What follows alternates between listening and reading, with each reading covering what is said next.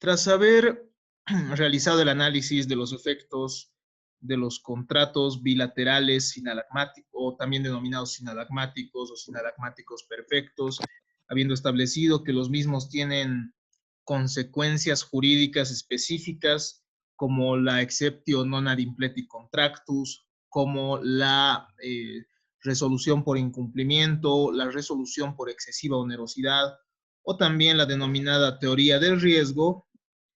Corresponde ahora analizar el tema de la simulación. Aunque no un rato, tal cual habíamos manifestado, hasta el momento hemos revisado temáticas sumamente importantes. La última que hemos podido analizar es la temática inherente a los efectos de los contratos sinalagmáticos, es decir, contratos bilaterales que generan prestaciones para ambas partes contratantes. Hemos podido ver que los mismos tienen efectos propios, entre los cuales encontramos la cláusula non ad impleti contractus. También encontramos la resolución por imposibilidad sobreviniente, por excesiva onerosidad, también denominadas teoría de los riesgos o teoría de la imprevisibilidad, según, respectivamente. También hemos podido evidenciar la resolución del contrato por incumplimiento culposo. Una vez que hemos terminado esta temática, corresponde el día de hoy revisar la temática de la simulación, que es un tema sumamente complejo, pero que vamos a pretender resumir en nuestro video de hoy. Cuando nosotros hablamos de simulación, nosotros sí vamos a estar ante una especie de fraude, ¿no? Vamos a estar ante una declaración sobre hechos que probablemente sean inexistentes, sobre hechos que en realidad no hayan acontecido, una declaración sobre aspectos que sean parcialmente ciertos. Entonces, la simulación implica una divergencia consciente entre lo que en realidad las partes quieren y lo que las partes han declarado. Entonces, desde una perspectiva psicológica, nos dice Francesco Messineo, simular importaría mentir. En la simulación, desde la perspectiva psicológica, vamos a estar ante el ocultamiento de la verdad, sea en todo o en parte. También cuando se hace aparecer como verdadera una cosa que es mentira. Y también cuando se presenta ante terceros una verdad diversa de la efectiva, es decir, encubriendo la intención. Son tres aspectos entonces diferentes en los que se puede presentar la simulación. La palabra simulación evoca siempre la idea de fraude, para empezar. Pero ya acercándonos a nuestro ámbito, es decir, al ámbito jurídico y tratando de definirla un poco más, establezcamos a qué se refiere este concepto de simulación.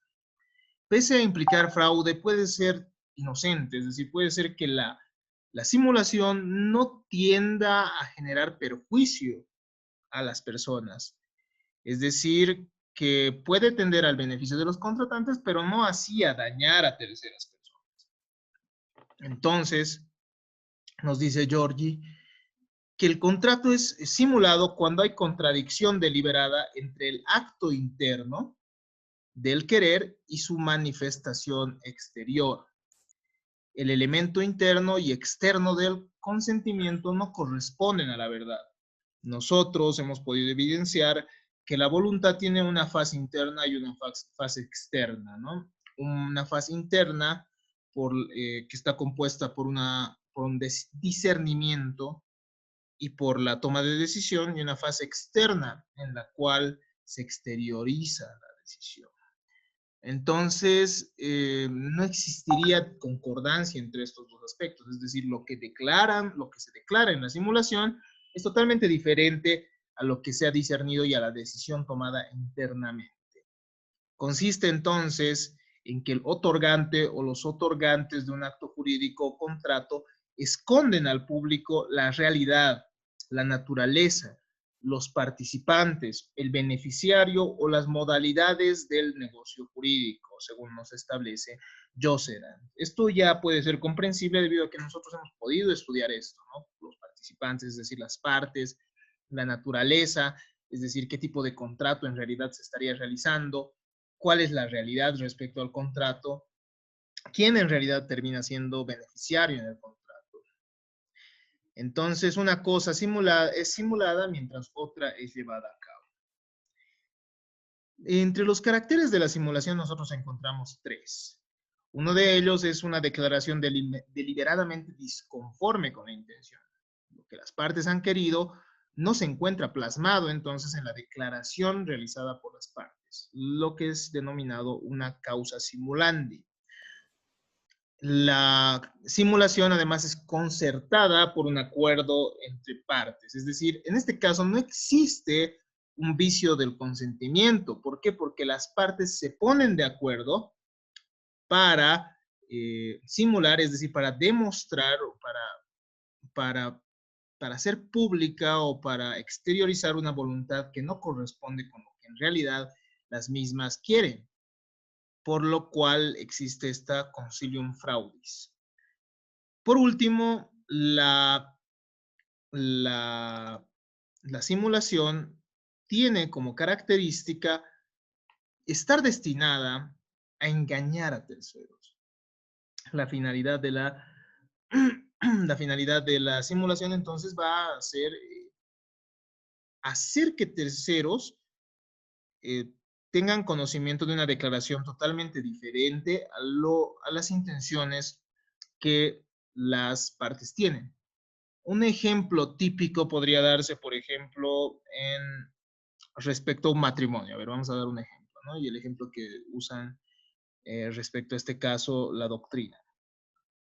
Puede suceder que el padre de la novia junto a los novios se pongan de acuerdo para exteriorizar que han pagado mucho más dinero por una fiesta de bodas que el monto que en realidad han erogado. Es decir, que el monto que en realidad han gastado. Si se dan cuenta, aquí existe la concilium fraudis, existe una causa simulandi, y bueno, la simulación en este caso no va a implicar un daño a terceros.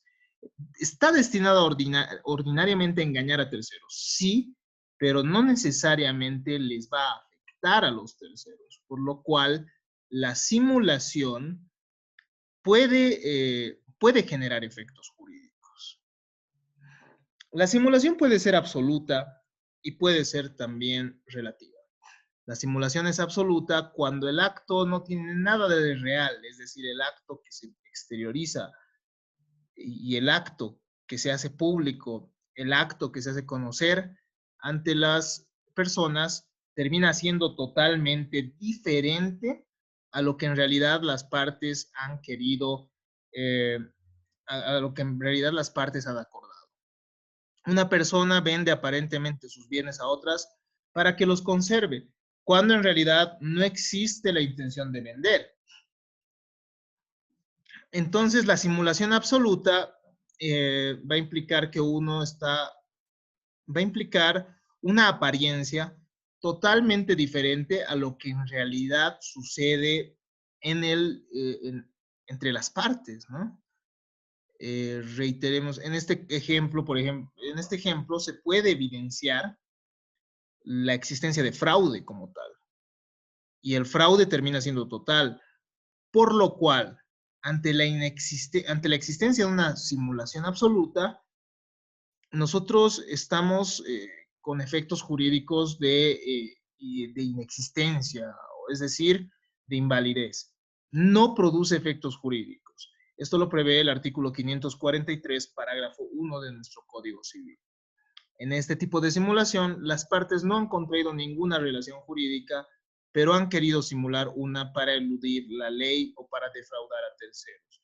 Se considera por la ley que cuando uno realiza cuando uno simula totalmente el negocio jurídico, lo hace para eludir la ley o para defraudar a terceros.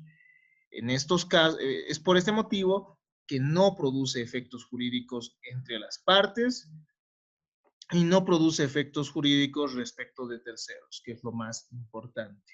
Terceros que puedan verse afectados con esta simulación. Por ejemplo, a un acreedor quirografario podrá afectarle que su deudor celebre un contrato de compra-venta simulado, ya que el mismo supuestamente habría salido del... Es decir, ya que el bien inmueble que su deudor vende saldría del patrimonio y por lo tanto no sería garantía para este acreedor quirografario, por lo cual estaríamos ante una figura totalmente defraudatoria que, reitero, para la ley dejaría de tener efectos jurídicos. Tenemos además la simulación relativa. Cuando nosotros nos referimos a la simulación relativa, estamos ante un acto que encierra un fondo de verdad, ocultándose su verdadero carácter. Es decir, que en la simulación relativa estamos ante un acto que tiene algo de cierto. Por ejemplo, una donación encubierta bajo la forma de una compra-venta. En una donación que encubre en realidad una compra-venta, estamos efectivamente ante una transferencia de un bien. Lo que se nos muestra, lo que se muestra al público, lo que se muestra a terceros es la existencia de una compra-venta, cuando en realidad ha acontecido una donación, que es el verdadero documento, ¿no? Que es el verdadero contrato. Entonces, en estos casos, el verdadero contrato que está oculto bajo el aparente es eficaz, pero tiene que cumplir con ciertos requisitos establecidos por el artículo 543. En primer lugar, tiene que cumplirse con los requisitos de causa y forma. Es decir, que tiene que tener la solemnidad exigida por la ley. Si se trata, por ejemplo, de un contrato que en realidad es de anticrisis, tiene que hacerse mediante documento público. Si se trata, por ejemplo, de un contrato que en realidad sería de sociedad, tendría que hacérselo mínimamente mediante documento privado. En segundo lugar, para que este tipo de contratos en los cuales existe simulación relativa sea eficaz, tiene que tratarse de contratos que no infrinjan la ley. Es decir, contratos que no establezcan algo prohibido, ¿no? Por otro lado, estos contratos no deben tener la intención de perjudicar a terceros, ya que si perjudican a terceros, no van a tener los efectos establecidos por ley. Algunas otras consideraciones. La simulación respecto a terceros. ¿Cuál es el alcance de la simulación? ¿Hasta qué punto el contrato simulado tiene efectos para terceros? Esto es algo que lo establece también nuestro ordenamiento jurídico. El acto simulado no puede ser opuesto a terceros por los contratantes. El acto simulado no puede ser opuesto a terceros por los contratantes.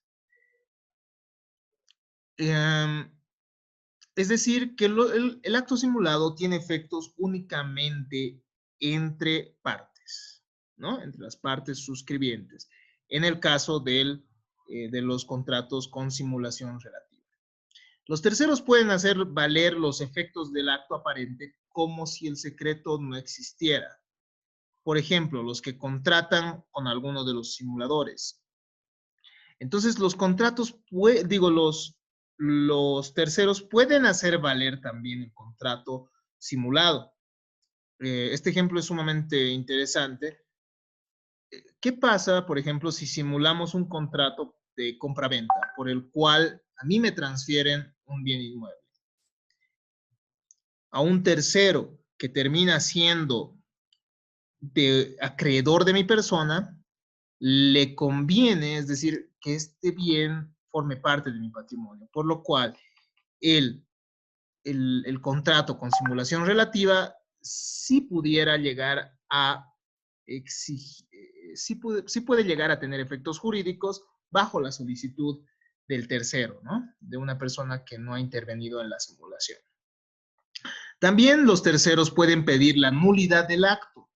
Ejemplo, un acreedor quirografario a quien afecta el acto simulado.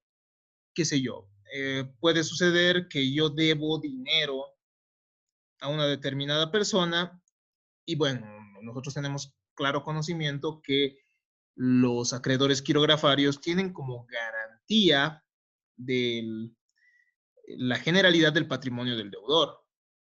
Entonces, si yo transfiero un determinado bien simulando esta transferencia, lo que acontece es un perjuicio para mis acreedores. Por tanto, los acreedores pueden pedir la nulidad del acto simulado, ¿no? Siempre y cuando no cumpla con los requisitos establecidos por ley. Entonces, en este caso, se estaría perjudicando a terceros, la intención sería perjudicar a terceros, por lo cual el tercero puede pedir la nulidad. Como podemos evidenciar, el tercero, es decir, las terceras personas que no intervienen en la simulación, pueden llegar a pedir tanto el cumplimiento como la nulidad del acto que pueda llegar, del acto simulado, ¿no? Pero esto respecto a la simulación relativa. Respecto a la simulación absoluta también, ¿no? Es decir, un tercero podrá pedir que el acto quede nulo, ya que, reiteremos, la simulación absoluta no produce efectos jurídicos entre las partes. Esta primera parte de los terceros pueden hacer valer los efectos del acto aparente como si el secreto no existiera, se refiere a la simulación relativa, sin embargo, no así a la simulación absoluta. Y la nulidad del acto se refiere a ambas, ¿no?